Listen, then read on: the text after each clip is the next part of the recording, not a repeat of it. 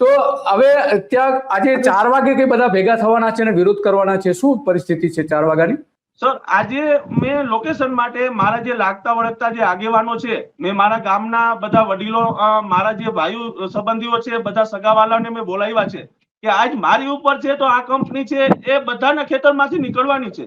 મારા એક ઉપર નથી, આ ખેડૂતનો પ્રશ્ન છે. આપણે બધા ખેડૂત એક થઈએ અને સંમેલનની અંદર આપણે બધા આની અંદર આ પોલીસની તાનાશાહી, આ કંપનીઓની તાનાશાહી, આપણને ₹1 વળતર આપ્યા પહેલા એ પહેલી વાત તો એ અમારા ખેતરમાં કઈ રીતે ઘૂસી શકે છે.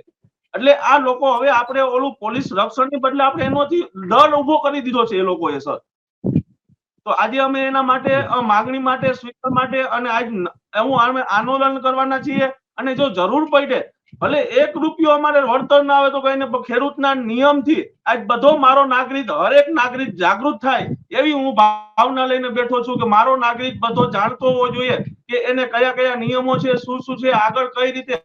કારણ કે આ આગળના સમયમાં, આવનાર સમયમાં આપણને એવું લાગે છે કે આ કંપનીઓનો આટલો ભ્રષ્ટ થવાનો છે કે લોકોને માનસિક રીતે જીવવા માટે અનહદ કરી દેશે. મારા પપ્પાની જ હું વેદના કરું છું. મારા મમ્મી 2 દિવસથી સર જમ્યા નથી.